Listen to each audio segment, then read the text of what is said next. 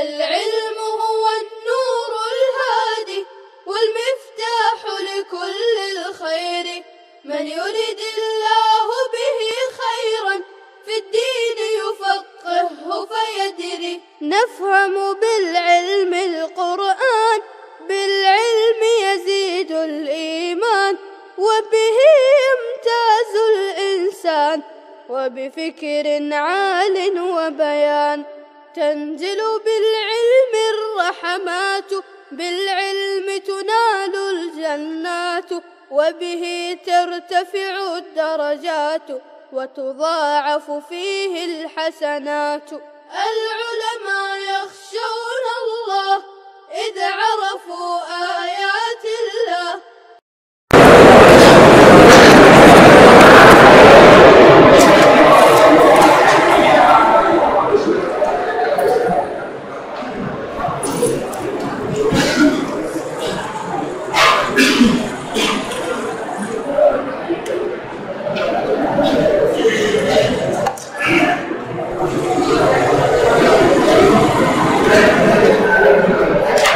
بسم الله الرحمن الرحيم. الحمد لله رب العالمين والعاقبة للمتقين والصلاة والسلام على سيد الأنبياء والمرسلين سيدنا وحبيبنا وحبيب رب العالمين محمد وعلى آله وأصحابه ومن هدى بهديه إلى يوم الدين.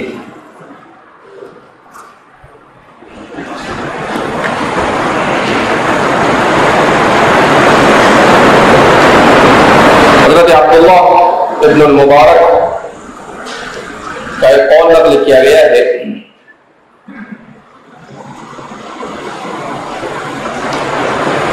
قال محمد فرماتے ہیں سمعت علی بن شقیق یقول کہ میں نے علی بن شقیق کو یہ کہتے ہوئے سنا کہ وہ عبداللہ ابن مبارک کو یہ کہتے ہوئے فرما رہے تھے، یہ سن رہے تھے، لوگوں کے درمیان دعو حدیث عمرو بن ثابت کہ عمرو بن ثابت کی حدیث کو چھوڑ دیا کرو، اسے نہ لو، فإنه كان يسب السلف، اس لیے کہ وہ سلف صالحین کو برا بھلا کہتا تھا. تو اس سلسلے میں جس شخص کے بارے میں حضرت عبداللہ بن مبارک فرما رہے ہیں کہ اسے چھوڑ دو اس لیے کہ وہ سلف صالحین کو گالیاں دیا کرتا تھا، امام ابو داؤد فرماتے ہیں کہ عمرو بن ثابت خبیث قسم کا رافضی تھا. عمرو بن ثابت خبیث قسم کا رافضی تھا، اور روافض کے یہاں پر سلف صالحین کو برا بھلا کہنا کوئی بڑی بات نہیں. تو اسی وجہ سے آپ نے عبداللہ بن المبارک نے عمرو بن ثابت سے روایت کے لینے کو منع کیا. اسی لیے فرماتے ہیں کہ تاریخ اسلامی میں جتنا نقصان مسلمانوں کو روافض نے پہنچایا ہے اتنا کسی نے نہیں پہنچایا.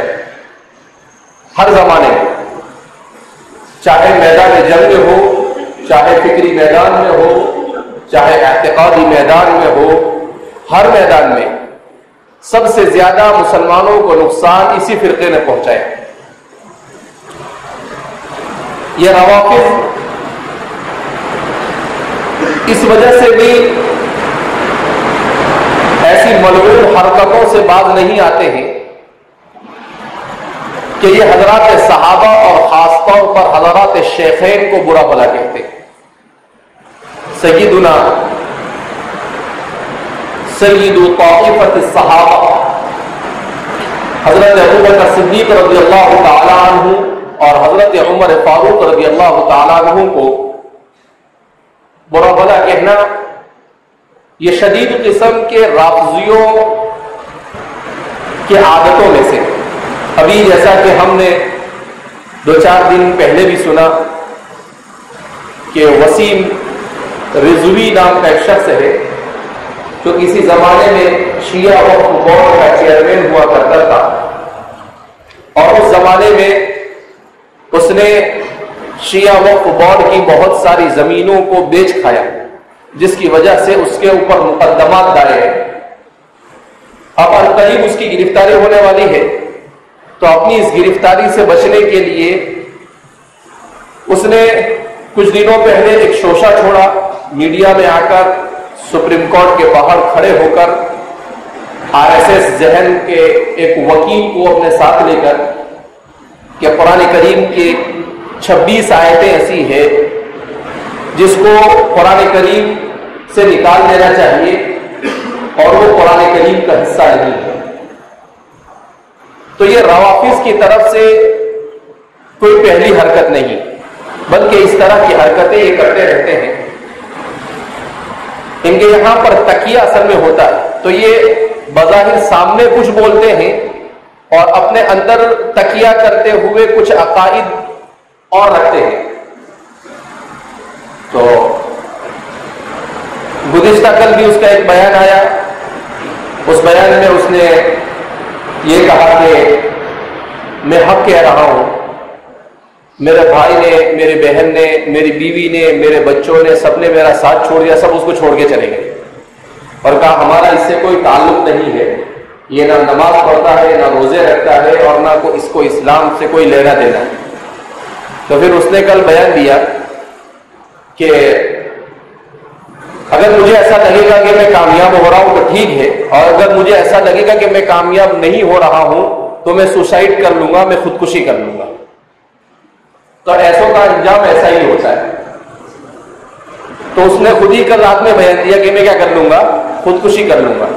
بہرحال حضرات صحابہ کرام رضوان اللہ تعالیٰ مجمعین پر برا بھلا کہنا، اس کو کبھی بھی اس امت نے گوارا نہیں کیا۔ حضرات صحابہ کرام رضوان اللہ تعالیٰ مجمعین کو برا بھلا کہتا تھا یہ عمرو بن ثابت، اسی وجہ سے امام ابو داؤد نے سخت قسم کی جرح کی ہے اس پر اور کہا خبیثاً، کہ یہ خبیث آدمی تھا، اور سلف کو برا کہتا تھا عبداللہ بن المبارک، چونکہ یہ حضرات تابعین کے بعد کے دور کے آدمی ہے، لہذا اس بنا پر سلف سے مراد وہی حضرات صحابہ کرام رضوان اللہ تعالیٰ مجمعین ہوئے۔ تو اس سے معلوم ہوا کہ سلف صالحین کے برا بھلا کہنے کو اہل سنت کے والجماعت کے یہاں پر کبھی بھی گوارا کیا جاتا نہیں ہے۔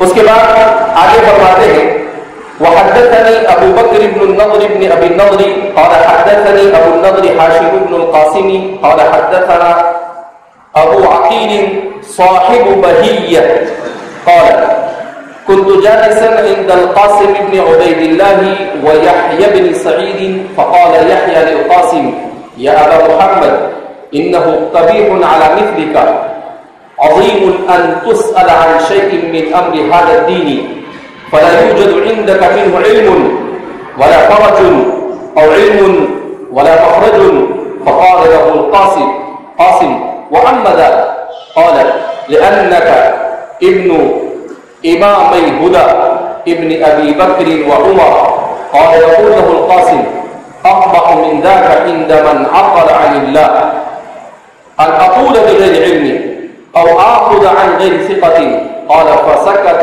فما اجابه۔ ابو بکر بن نضر بن ابی نضر فرماتے ہیں کہ مجھے ابو النضر ہاشم بن القاسم نے بیان کیا، اور وہ کہتے ہیں حدثنا ابو عقیل صاحب بحیہ، ابو عقیل صاحب بحیہ۔ اب یہ سوال پیدا ہوتا ہے کہ ابو عقیل صاحب بحیہ کون ہے؟ تو فرماتے ہیں کہ عقیل کو عین کے فتحے کے ساتھ پڑھا گیا اور بحیہ کو با کے ضمے کے ساتھ اور ہا کے فتحے کے ساتھ اور تشدید الیا کے ساتھ پڑھا گیا۔ ایک عورت کا نام تھا جو کہ حضرت عائشہ صدیقہ رضی اللہ تعالیٰ عنہ سے روایت نقل کیا کرتی تھی۔ ابو عقیل یہ ان کے آزاد کردہ غلام تھے، ان کے مولا تھے، انہی سے روایتیں نقل کیا کرتے تھے، اس لیے صاحب بحیہ سے مشہور ہوئے، صاحب بحیہ سے مشہور ہوئے، یعنی بحیہ سے روایت کرنے والے۔ ابو عقیل کا نام یحییٰ بن المتوکل الفرید المدنی ہے. یحییٰ ابن معین، علی ابن المدینی، عمرو ابن علی، عثمان ابن سعید الدارمی، ابن عمار، نسائی وغیرہ نے ان کی تضعیف کی ہے. انہوں نے کہا کہ بھئی یہ ضعیف راوی ہے. امام مسلم نے ان کی روایت یا تو اس وجہ سے نقل کی ہے کہ امام مسلم کے یہاں ان کی جرح مفسر ثابت نہیں. ان پر جو جرح کی گئی ہے وہ جرح مبہم ہے، جرح مفسر نہیں. اسی لیے امام مسلم نے جرح کے مبہم ہونے کی وجہ سے اصول جرح پر اس کے نہ اترنے کی وجہ سے اس جرح کو قبول نہیں کیا، اور مبہم جرح مقبول نہیں. یا امام مسلم نے ان کی روایت استشہادن نقل کی ہے. ان کی روایت کیسے نقل کی ہے؟ استشہادن. دو میں سے کوئی ایک وجہ ہے، یا تو یہ کہ وہ ان کے یہاں پر مجروح نہیں ہے، اور دوسری وجہ یہ کہ وہ ان کے یہاں پر مجروح بھی ہے تو اسے متابعتاً اور استشہادن ذکر کیا ہے، اسے صراحتاً اور روایت کے ساتھ مستقل طور پر ذکر آپ نے نہیں کیا ہے. تو اب فرماتے ہیں کہ کنت جالسا عند القاسم بن عبید اللہ و یحییٰ بن سعید. ابو عبید فرماتے ہیں کہ میں قاسم بن عبید اللہ کے پاس بیٹھا ہوا تھا اور یحییٰ بن سعید کے پاس. فقال یحییٰ، تو یحییٰ بن سعید نے قاسم بن عبید اللہ سے کہا یا ابا محمد، اے ابا محمد، انه قبیح علی مثلک عظیم ان تسأل عن شیء من امر هذا الدین فلا یوجد عندک منه علم ولا فرج او علم ولا مخرج.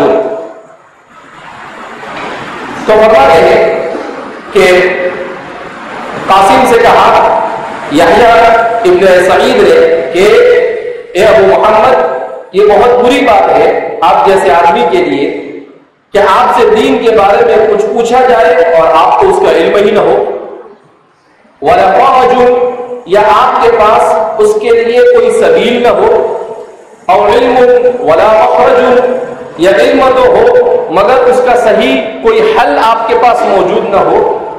فقال له القاسم، تو قاسم نے ان سے پلٹ کر سوال کیا وہ اما ذاک،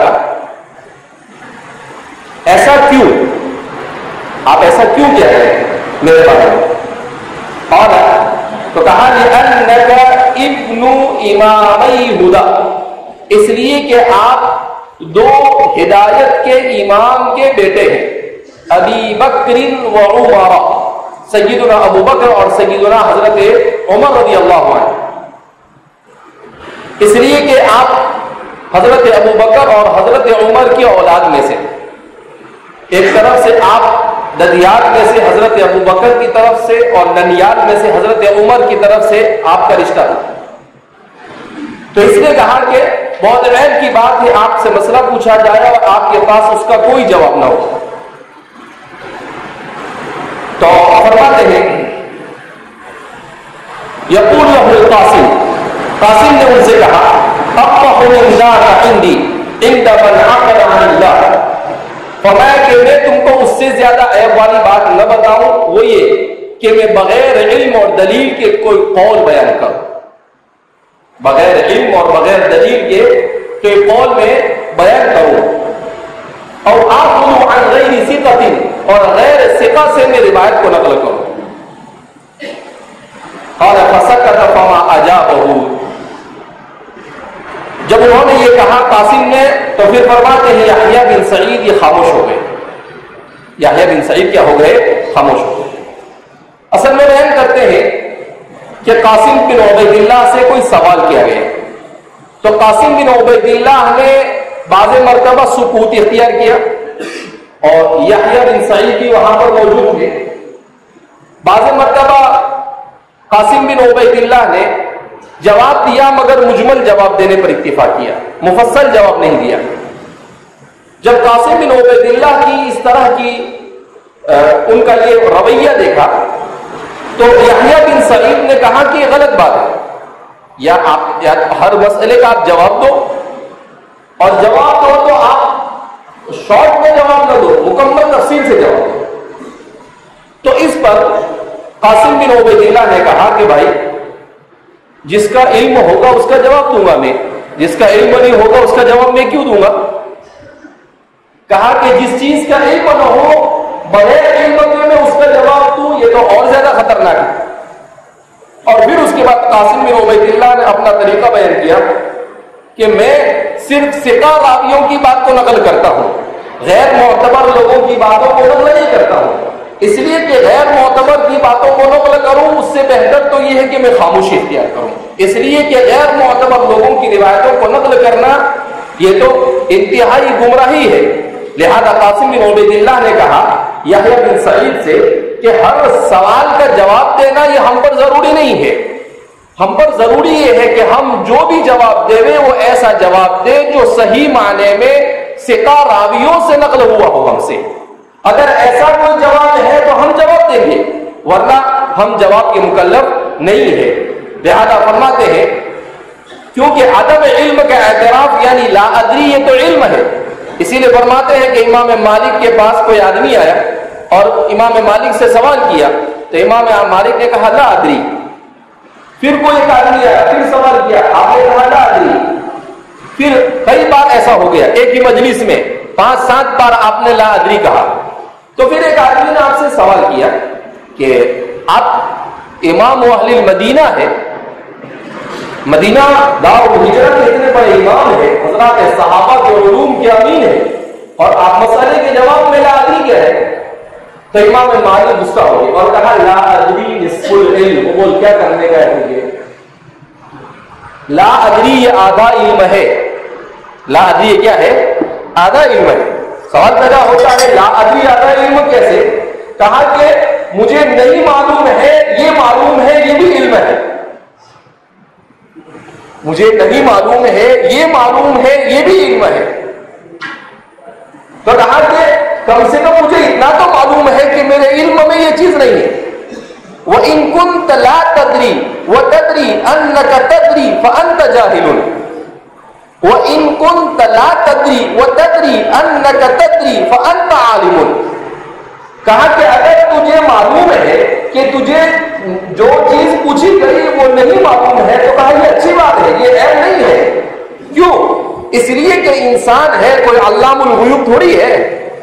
اللہ نے انسان کو ہر چیز ادھوری عطا فرمائی ہے، ادھوری عطا فرمائی تو انا ربکم الاعلی کے دعوے کرتے نہیں تھکتا ہے۔ اگر پوری دے دی ہوتی تو ایک فرعون کے بجائے ہزاروں فرعون کیا ہو جاتے، کھڑے ہو جاتے۔ تو اس لیے کہا کہ یہ کوئی عیب نہیں ہے۔ تو انہوں نے بھی اب قاسم بن عبید اللہ نے کہا کہ بھئی لا ادری اس میں کیا ہے، البتہ بغیر علم کے علم کا دعویٰ کرنا یہ جہل مرکب ہے۔ یہ کیا ہے، جہل بسیط نہیں، جہل مرکب ہے، ڈبل جہالت۔ کیا مطلب کہ ایک تو معلوم نہیں وہ جہالت، اور دوسرا معلوم نہیں ہے وہ بھی معلوم نہیں، یہ دوسری جہالت۔ سمجھ آئی بات؟ معلوم نہیں ہے وہ جہالت، اور ٹھوکم ٹھاک جواب دے رہا ہے اور اسی کو صحیح سمجھ رہا ہے تو یہ دوسری جہالت۔ تو کہا یہ جہل مرکب ہے، کہا جہل بسیط ہی معیوب ہے تو جہل مرکب تو اور زیادہ معیوب ہے، جس سے بہت سارے مفاسد کیا ہوتے ہیں، پیدا ہوتے ہیں۔ اس لیے فرماتے ہیں کہ اگر انسان کو کسی چیز کا علم نہ ہو تو کہہ دینا چاہیے کہ مجھے اس کا علم نہیں، اس سے آپ کے مقام اور مرتبے سے اوپر کوئی فرق پڑنے والا نہیں۔ لیکن خواہ زبردستی ایسے ہی بیان کرتے رہنا، کہا کہ یہ بالکل مناسب نہیں۔ فرماتے ہیں کہ اس روایت میں اور اس سے آگے کی روایت آ رہی ہے بشیر بن الحکم العمدی وغیرہ کی، بظاہر ایسا معلوم ہوتا ہے کہ اس میں تعارض ہے، لیکن اس تعارض کا جواب آگے بیان کریں گے۔ اس میں امام ہدا سے مراد عبداللہ بن عمر اور حضرت عمر بن الخطاب لیا گیا ہے، بعض حضرات کا یہ کہنا ہے، جبکہ اس روایت میں اس سے مراد حضرت ابو بکر اور حضرت عمر لیا گیا ہے۔ لیکن حقیقتاً دونوں روایتوں میں کوئی تعارض نہیں، کیونکہ والد کی طرف سے قاسم کا سلسلہ نسب اس طرح تھا، قاسم بن عبید اللہ بن عبداللہ بن عمر بن الخطاب، اور والدہ کی طرف سلسلہ نسب اس طرح تھا، قاسم بن ام عبداللہ بن القاسم بن محمد بن ابی بکر بن صدیق۔ تو اس طریقے سے دونوں طرف سے کہ ایک طرف قاسم یہ بیٹے تھے عبید اللہ کے، اور عبید اللہ یہ بیٹے تھے عبداللہ بن عمر کے، اور عبداللہ بن عمر بیٹے تھے حضرت عمر بن الخطاب کے۔ تو گویا کہ آپ کے ددیال کی طرف سے آپ حضرت عبداللہ بن عمر کی اولاد میں سے ہوئے، اور والدہ کی طرف سے آپ کی جو والدہ تھی ان کی والدہ کا نام ام عبداللہ ذکر کیا گیا ہے، اس لیے کہ بغیر ضرورت کے عورتوں کے نام کو ہماری روایتوں کتابوں کے اندر میں ذکر نہیں کیا جاتا ہے۔ جہاں ضرورت شدیدہ ہوتی ہے وہیں پر عورتوں کے ناموں کو ذکر کیا جاتا ہے۔ اسی لیے ہم دیکھتے ہیں قرآن کریم نے بھی حضرت مریم کے نام کو ذکر کیا ہے، سوائے مریم کے کسی کے نام کو صراحتاً قرآن نے ذکر نہیں کیا۔ فرعون کی بیوی کہا مگر اس کا نام نہیں ذکر کیا، نوح کی بیوی کہا مگر اس کا نام ذکر نہیں کیا، لوط کی بیوی کہا مگر اس کا نام ذکر نہیں کیا۔ تو ایسے بہت ساری عورتوں کی طرف اشارہ کیا۔ مریم علیہ السلام کا اس لیے ذکر کرنا پڑا اس لیے کہ حضرت عیسیٰ کا نسب ان سے ثابت ہو رہا تھا، تو اس لیے فرماتے ہیں کہ عورتوں کا نام ہمارے روایتوں میں بھی اسلامی مزاج کے مطابق ضرورت شدیدہ کے موقع پر استعمال کیا جاتا ہے، لہذا عام مجلسوں میں بغیر ضرورت کے عورتوں کے نام کو استعمال نہیں کرنا چاہیے۔ ہمارے یہاں پر اول تو شادی کارڈ ہی فضول خرچی ہے، نہیں چھپانا چاہیے۔ عوام خواص سب اس میں مبتلا ہوتے چلے جا رہے ہیں، اسے عیب نہیں سمجھا جاتا ہے۔ ثانیاً اگر مان لو کہ چلو ہلکا پھلکا آپ نے چھاپ بھی دیا تو اس میں دلہن کا نام نہیں لکھنا چاہیے، اس میں بنت فلاں نہیں لکھنا چاہیے، فلاں کی بیٹی کیا کہنا چاہیے، بنت فلانی نام نہیں لکھنا چاہیے، عورتوں کے نام سے گریز کرنا چاہیے۔ اسلامی مزاج یہی اس لیے کہ اس کا نام ہی عورت ہے، اس کو کہا ہی عورت جاتا ہے، جس کے معنی چھپانا، یعنی اس کا نام بھی چھپایا جاوے، اس کی ذات کو بھی چھپایا جاوے، چاہے دنیا اسلام کے نظام حجاب کے اوپر کتنی ہی کیچڑ اچھالتی رہے، اور دنیا کے تقریباً 14 ملکوں نے اسلامی حجاب کے اوپر پابندی لگا دی ہے، مگر اس سے اسلام اور اسلامی نظام کو کوئی فرق پڑتا نہیں، ایسی پابندیوں سے کچھ ہوتا نہیں۔ یہ کیونکہ ان کے پاس اسلام کا مقابلہ کرنے کے لیے کوئی ہتھیار نہیں ہے، تو کبھی رافضیوں کو کھڑا کرتے ہیں کہ قرآن کریم پکڑ کر مارنے کی بات کہتا ہے، فَاقْتُلُوهُمْ حَيْثُ ثَقِفْتُمُوهُمْ کہ کونے کافرے سے نکال کے مارو ہی۔ تو قرآن کریم ایسے ہی نہیں بیان کر رہا ہے، اگر اس پر عمل کیا ہوتا اس کے مطلق کے اوپر تو ابھی تک تو ایک کافر بھی باقی نہیں رہتا، اس لیے کہ دنیا پر مسلمانوں نے بلا شرکت غیر 1300 سال حکومت کی، تو 1300 سال میں کوئی بچتا؟ اس کے عموم پر اگر عمل کیا گیا ہوتا کہ المطلق یجری علی اطلاقہ، اگر اصول کو منطبق کر دیا جاتا، نہیں، اس کے سیاق و سباق کے ساتھ اس آیت کریمہ کو بیان کیا گیا ہے۔ دنیا کے تمام نظاموں میں یہ بات پائی جاتی ہے کہ اپنا دفاع کرنے کے لیے اور اپنے حق کو ثابت کرنے کے لیے کبھی طاقت کی ضرورت پڑتی ہے، تو ایسے موقع پر شریعت مطہرہ نے بھی طاقت کے استعمال کا جواز فراہم کیا ہے۔ تو شریعت ہر کس و ناکس کو مارنے کا نہیں کہتی ہے، جہاد کے لیے مستقل شرائط بیان کیے گئے ہیں۔ ایسے ہی عام حالات کے اندر میں جہاد کو ہر جگہ پر فرض نہیں کیا گیا ہے، اس کے لیے شرائط ہے، ان شرائط کے ساتھ جہاد کی فرضیت ہوئی ہے۔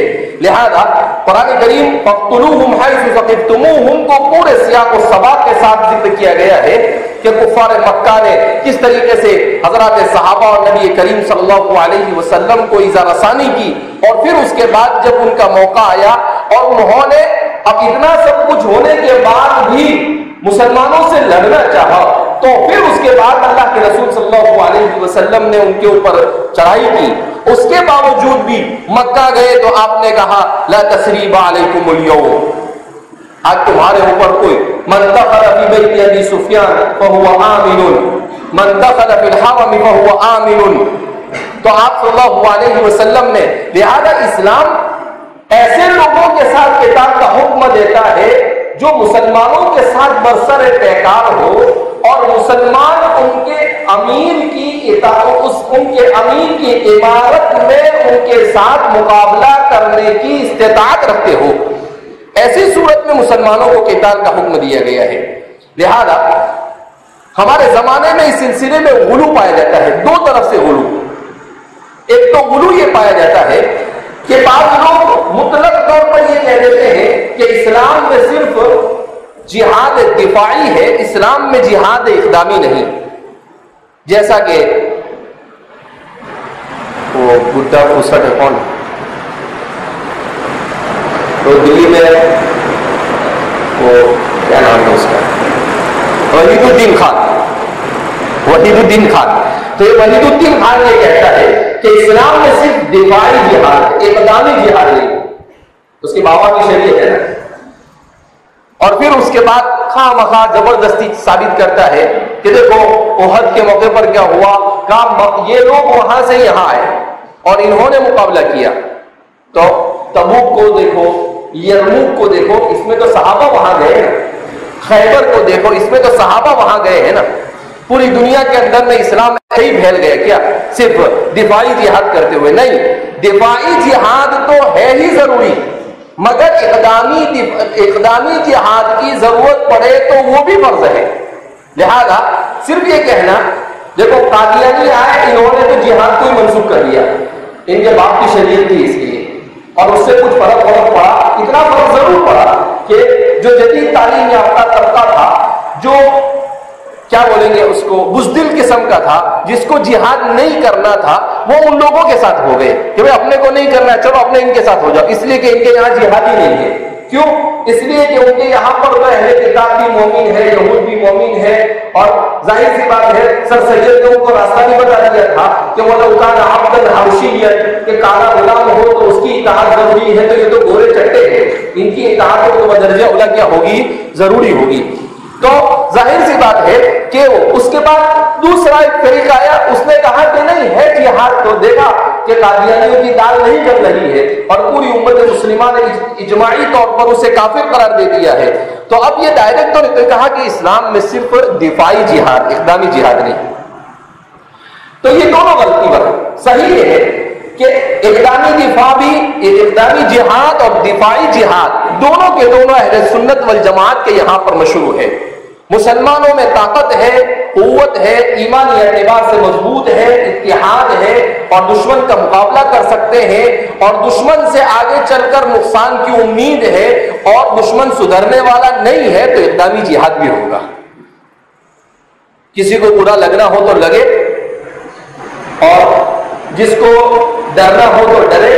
باقی یہ حقیقت کہ اسلام کا یہ نظریہ ہے، وَالْجِهَادُ مَاضٍ إِلَىٰ يَوْمِ الْقِيَامَةِ، اور جہاد یہ قیامت تک جاری رہے گا. ایسے چیخنے چلانے سے جہاد کے اوپر کوئی اثر ہوگا نہیں.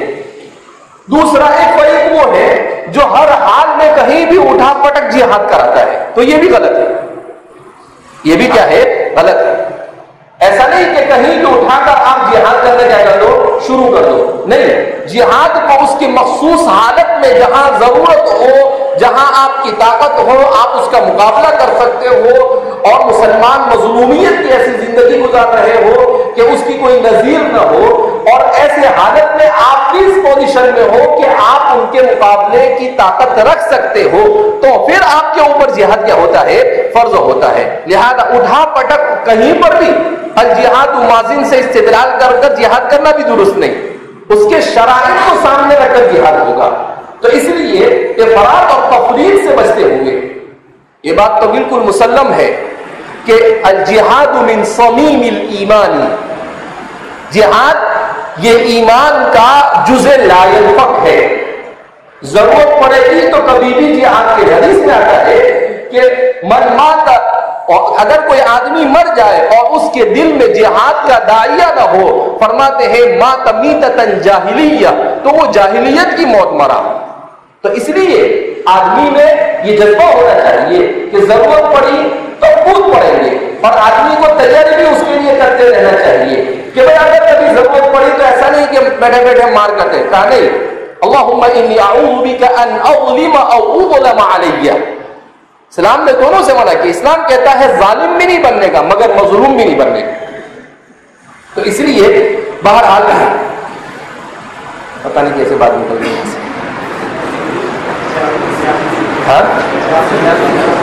حجاب جیسے، ہاں، تو دنیا کے بہت سارے خطوں میں اس طریقے سے جہاد. ابھی 2 دن پہلے سری لنکا کے اندر میں حجاب پر پابندی لگائے.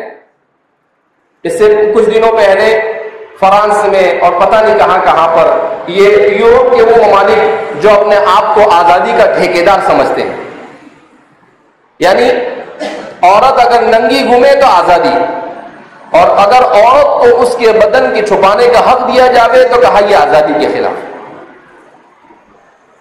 آج تک وہ لوگ آزادی کی کوئی تعریف ہی نہیں کر سکے،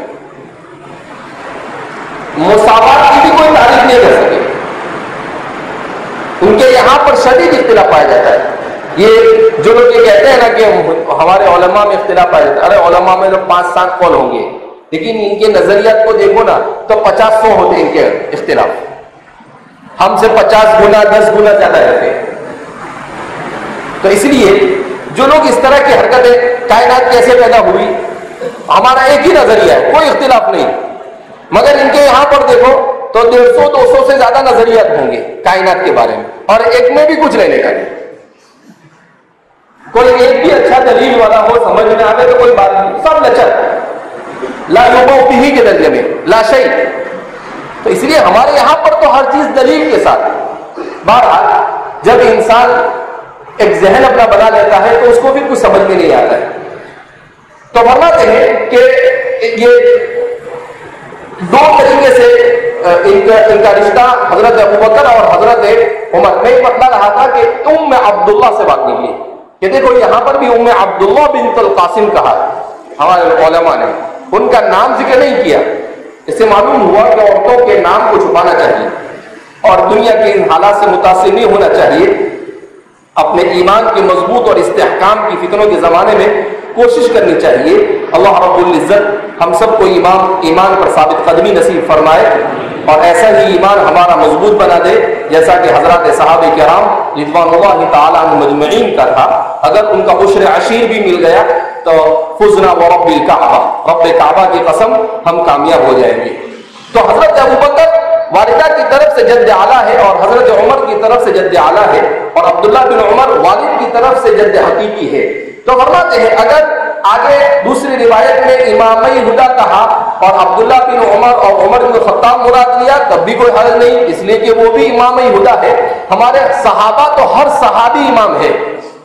اصحابی کالنجوم فبأیہم اقتدیتم اہتدیتم، اسی لیے میں نے کہا نا علماء نے لکھا ہے کہ اسی لیے اللہ رب العزت نے حضرات صحابہ میں اتباع امام کا مسئلہ نہیں چھوڑا۔ کیوں؟ اس لیے کہ کہیں اختلاف کے موقع پر صحابہ کے اوپر کوئی بات چلی جاتی اور صحابہ کو کسی بھی قسم کے ظاہری طور پر معمولی سی جرح سے بھی اللہ کو محفوظ رکھنا تھا۔ اس لیے اللہ نے کہا امام ابو حنیفہ، امام شافعی، امام احمد بن حنبل اور امام مالک یہ ہے، لیکن صحابہ میں سے ایسا نہیں کہ بھائی ابو بکر کو بنا دیا کہ بھائی کچھ لوگ ابو بکر کو مانے کچھ عمر کو مانے، مسائل کھڑے ہو جاتے اس صورت میں۔ تو اس لیے اللہ رب العزت نے اسی سنت کو جاری رکھا۔ بہرحال تو وحدثني بشر بن الحكم العبدي قال سمعت سفيان بن عيينة يقول أخبروني عن أبي عقيل صاحب بحية أن أبناء لعبد الله بن عمر سألوه عن شيء لم يكن عنده فيه علم فقال له يحيى بن سعيد والله إني لأعظم أن يكون مثلك وأنت ابن إمام الهدى يعني عمر وابن عمر تسأل عن أمر ليس عندك فيه علم فقال أعظم من ذلك والله عند الله وعند من عقل عن الله أن أقول بغير علم أو أخبر عن غير ثقة قال وشهدهما أبو عقيل يحيى بن المتوكل حين قال ذلك۔ اسی بات کو یہاں پر اپنی دوسری سند کے ساتھ بیان کرتے ہیں کہ بشر بن الحکم العبدی فرماتے ہیں سمعت سفیان بن عیینہ یقول کہ سفیان بن عیینہ سے میں نے یہ کہتے ہوئے سنا اخبرونی عن ابی عقیل صاحب بحیہ، کہ ان سب راویوں نے ہمیں خبر دی ابو عقیل صاحب بحیہ کے حوالے سے ان ابناء لعبد اللہ بن عمر سألوه عن شيء، کہ حضرت عبداللہ ابن عمر رضی اللہ تعالیٰ عنہ کی ذریت میں سے کسی سے سوال کیا کسی چیز کے بارے میں جس کا انہیں علم نہیں تھا، تو تو یحییٰ ابن سعید نے انہیں تانا دیا اور کہا واللہ انی لأعظم ان یکون مثلک وانت ابن امام الہدی، کہ یہ بہت ثقیل اور بھاری ہے کہ آپ جیسا آدمی جو دو اماموں کا بیٹا ہو، یعنی عمر اور ابن عمر کا، تسأل عن امر لیس عندک فیہ علم، کسی چیز کے بارے میں پوچھا جاوے اور آپ کے پاس اس کا علم نہ ہو. فقال اعظم من ذلك واللہ، رب ذوالجلال کی قسم اس سے زیادہ سخت ہے، عند اللہ، اللہ کے نزدیک، وعند من عقل عن اللہ، اور اس شخص کے نزدیک جو اللہ کی شریعت کو سمجھتا ہو، جو اللہ سے سمجھتا ہو، کا مطلب کیا ہو، اللہ کے دین کو اچھی طرح سے سمجھتا ہو، ان اقول بغیر علم، کہ بغیر علم کے میں کوئی بات بیان کروں، او اخبر عن غیر ثقۃ، اور میں غیر ثقہ سے بات روایت کو نقل کروں. قال وشهدهما ابو عقیل یحییٰ بن المتوکل حين قال ذلك، کہا جب انہوں نے یہ بات کہی تو گواہی دی اس پر ابو عقیل یحییٰ بن المتوکل نے، جب انہوں نے یہ بات بیان کی. تو سفیان ثوری فرماتے ہیں مجھے لوگوں نے ابو عقیل سے نقل کر کے خبر دی ہے. اس پر اعتراض ہوگا کہ سفیان نے جن لوگوں سے اس خبر کو نقل کیا ہے وہ تو مجہول ہے، اور مجہول کی روایت مقبول نہیں ہوتی. اس کا جواب شارحین نے یہ دیا ہے کہ اس روایت کو امام مسلم نے متابعتاً نقل کیا ہے، اور قاعدہ یہ ہے کہ متابعت اور استشہاد میں ایسی سند کو بھی نقل کیا جاتا ہے جس کو انفراد قبول نہیں کیا جاتا، انفراد جس کو قبول نہیں کیا. متابعت میں بغیر سند کے بھی بات کو بیان کیا جاتا ہے، اور اس طرح کی سند کے ساتھ بھی بیان، کیونکہ وہ متابعہ ہے، صرف تائید کے لیے ہے، ورنہ سند کے ساتھ بات اوپر بیان کی جا چکی ہے. تسنیہ کی ضمیر قاسم اور یحییٰ بن سعید کی طرف راجع ہے. وشهدهما ابو عقیل یحییٰ بن المتوکل حين قال ذلك، تو فرماتے ہیں یعنی قاسم اور یحییٰ بن سعید جب یہ باتیں کر رہے تھے تو ابو عقیل اس وقت ان دونوں کے پاس موجود تھے. تو ان دونوں کے پاس وشهدهما یعنی وہ دونوں موجود تھے، اور اس وقت وہاں پر ابو عقیل بھی کیا تھے، موجود تھے، تو وہ بھی اس چیز کے گواہ ہیں. بہرحال آگے فرماتے ہیں وحدثنا عمرو بن علي ابو حفص قال سمعت يحيى بن سعيد قال سألت سفيان الثوري وشعبة ومالكا وابن عيينة عن الرجل لا يكون ثبتا في الحديث فيأتيني الرجل فيسألني عنه قالوا أخبر عنه أنه ليس بثبت.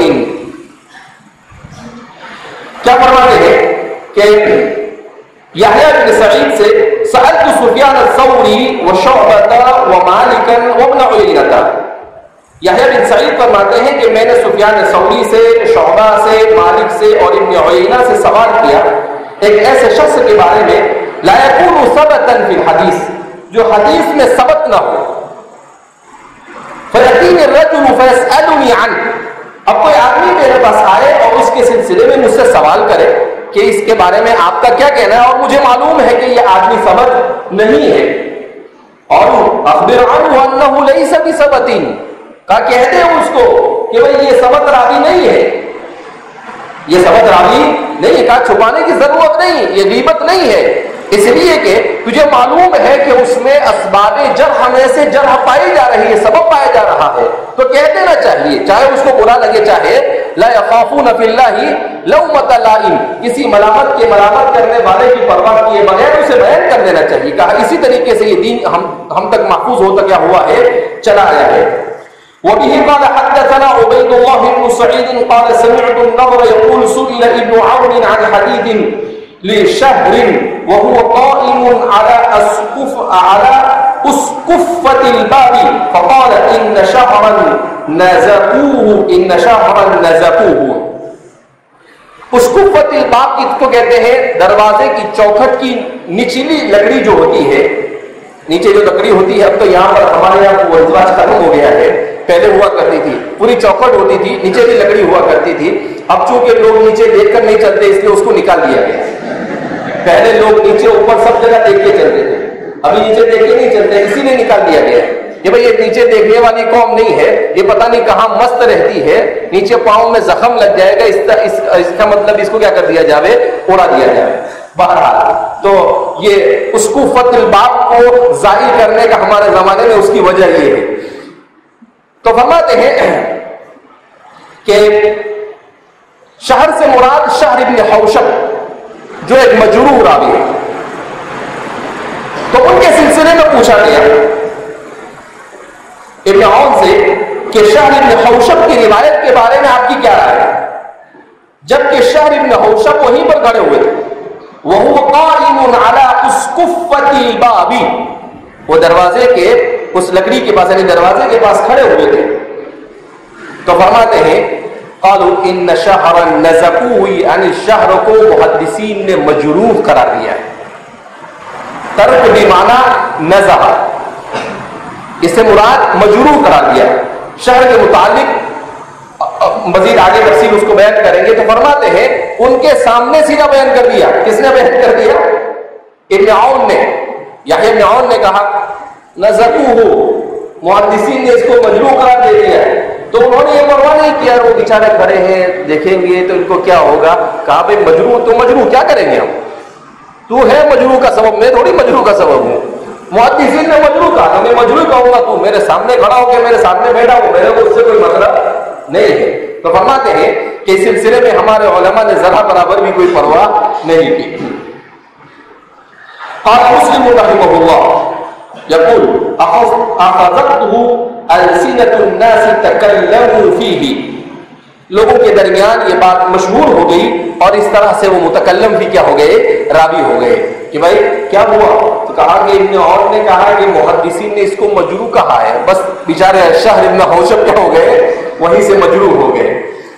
وبه قال حدثنا حجاج بن الشاعر قال حدثنا شبابة قال قال شعبة وقد لقيت شهرا فلم احتد به، کہا شعبہ فرماتے ہیں شعبۃ بن الحجاج کہ لقیت شهرا کہ میں نے شہر ابن حوشب سے ملاقات کی، فلم احتد به، لیکن میں ان کو گنتا نہیں تھا، سیدھا بیان کر دیا کہ میں ان کو کہیں کا شمار کرتا نہیں تھا۔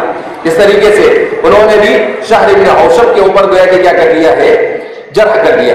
وبه قال حدثنا محمد بن عبد الله بن قهزاد من اهل مر قال اخبرني علي بن حسين بن واقد قال عبد الله بن المبارك قلت لسفيان الثوري ان عباد بن كثير من تعرف حاله واذا حدث جاء بامر عظيم فترى ان اقول للناس لا تاخذوا عنه، قال سفيان بلى، قال عبد الله فكنت اذا كنت في مجلس ذكر فيه عباد اثنيت عليه في دينه واقول لا تاخذوا عنه۔ عجیب و غریب طریقہ تھا ہمارے محدثین کے یہاں پر، کیسی حیرت انگیز بات بیان کر رہے ہیں۔ کیا فرماتے ہیں عبداللہ مبارک فرماتے ہیں قلت لسفیان الثوری، میں نے سفیان الثوری سے کہا ان عباد ابن کثیر من تعرف حالہ، عباد ابن کثیر آپ کو تو معلوم ہے ان کی حالت کیا ہے، وَإِذَا حَدَّثَ جَاءَ بِأَمْرٍ عَظِيمٍ، کہا جب وہ کوئی بات بیان کرتے ہیں تو بڑی بھاری بھاری بات کیا کرتے ہیں، پتہ نہیں کہاں سے اٹھا کے لاتے ہیں۔ فَتَرَى نَقُولَ لِلنَّاسِ لَا تَأْخُذُوا عَنْهُ، تو آپ کی کیا رائے ہے، یعنی دو محدث آپس میں مشورہ کر رہے ہیں، تو آپ کی کیا رائے ہے کہ لوگوں کو ان کے بارے میں بتلانا چاہیے لا تأخذوا عنہ، کہ اس سے حدیث نہ لو۔ سفیان نے کہا بلا، کیوں نہیں، بول دینے کا سیدھا سیدھا۔ اچھا اب عبداللہ بن مبارک نے کیسا عجیب طریقہ اختیار کیا، قال عبداللہ، تو عبداللہ كنت اذا كنت في مجلس ذكر فيه عباد، کہ جب کسی مجلس میں ہوتا اور وہاں پر عباد کا ذکر ہوتا تو میں اثنیت علیہ فی دینہ، تو دین کے معاملے میں ان کی تعریف کرتا کہ بڑے دیندار، نیک، صالح، نمازی، تہجد گزار، ایسے ویسے ان کی تعریف کرتا، اور پھر اخیر میں کیا کہتا تھا لا تأخذوا عنہ، مگر اس سے حدیث مت لو، لا تأخذوا عنہ، مگر اس سے حدیث مت لو، اس لیے کہ حدیث کے باب میں ان کی کوئی اعتبار نہیں، وہ تہجد پڑھے، چاند پڑھے، اشراق پڑھے، ساری دنیا بھی پڑھے، اس سے میرے کو مطلب نہیں، لیکن وہ حدیث کے باب میں معتبر نہیں۔ تو یہ ہے ہمارے محدثین کا طریقہ، کہا کہ برابر تعریف کرتے ہیں، اور حدیث میں کہتے ہیں لا تأخذوا عنہ، اس سے روایت بیان مت کرو۔ امام نووی اس عبارت کا مطلب یہ ہے کہ آپ ان کے ضعیف ہونے سے واقف تھے، اور علامہ عثمانی نے مطلب بیان کیا ہے کہ آپ ان کے زہد اور بزرگی سے واقف تھے۔ کیا مطلب کہ عبداللہ بن مبارک کو یہ معلوم تھا کہ بھئی یہ آدمی، مولانا عثمانی فرماتے، شیخ الاسلام علامہ شبیر احمد عثمانی، کہ وہ فرماتے ہیں کہ ان کے زہد سے واقف تھے لیکن ان کے ضعیف ہونے کے سلسلے میں وہ تردد کا شکار تھے. لہذا اس بنا پر انہوں نے سفیان سے پوچھا, اور سفیان ثوری سے انہوں نے پوچھ کر کہا کہ سفیان ثوری کیا ان کے بارے میں, تو انہوں نے کہا کہ ہاں حدیث کے باب میں یہ آدمی معتبر نہیں ہے, ضعیف راوی ہے. اچھا چلو ٹھیک ہے. تو اب انہوں نے کنفرم کر لیا, تو اب انہوں نے بیان کرنا کیا کر دیا, شروع کر دیا کہ بھیا آدمی بہت اچھے ہیں مگر حدیث ودیث لیو مت اس سے, ایسا کر کے سیدھے کیا کر دیتے تھے, وہ بیان کر دیا کرتے تھے جب بھی ان کا تذکرہ ہوتا تھا. تو وہاں کیا فرماتے ہیں کہ ہمارے محدثین نے کسی کی کوئی رعایت نہیں کی. وحدثني الفضل بن سهل قال سألت معل الرازي عن محمد بن سعيد الذي روى عنه عباد فأخبرني عن عيسى بن يونس قال كنت على بابه وسفيان عنده فلما خرج سألت عنه فأخبرني أنه كذاب. کیا فرماتے ہیں کہ عیسیٰ بن یونس فرماتے ہیں کہ میں سفیان بن عیینہ کے دروازے پر تھا, كنت على بابه وسفيان عنده, اور سفیان بھی ان کے پاس تھے, اور عیسیٰ بن یونس فرماتے ہیں فلما خرج سألته, جب وہ نکلے تو میں نے ان سے عباد کے بارے میں پوچھا, تو فأخبرني أنه كذاب, تو انہوں نے اتنا بول کے وہاں سے چل دیے کذاب ہوں کہ یہ کیسا ہے, جھوٹا ہے, اتنا بول کے وہاں سے کیا ہو گئے, چل دیے. تو فرماتے ہیں چاہے جس پر جرح کی جائے وہ سامنے ہو چاہے پیچھے ہو, ہمارے محدثین کوئی رعایت نہیں کرتے تھے. مجروح مطلب مجروح, سامنے بھی بیٹھا ہوتا تھا تو اس کی کوئی پرواہ کیا کرتے تھے نہیں. بہرحال تو ان تمام روایتوں کو ذکر کرنے کا امام مسلم کا مقصد یہی ہے کہ امام مسلم یہ ثابت کرنے جا رہے ہیں کہ احادیث کو نقل کرنے کے باب میں بہرحال آدمی کو بہت زیادہ احتیاط کی ضرورت ہے, اور ہمارے محدثین نے ان تمام کے تمام احتیاط ہی کے ساتھ کام لیا ہے, جس کی برکت سے الحمدللہ احادیث مبارکہ کا بالکل صحیح اور صاف اور شفاف ذخیرہ ہم تک کیا ہوا ہے, پہنچا ہے. اللہ اس پر ہمارے محدثین کو پوری امت کی طرف سے اجر عظیم عطا فرمائے. السلام عليكم. لا تنسوا الاعجاب بالفيديو والاشتراك في القناة تشجيعا لنا لنستمر بنشر المزيد ان شاء الله.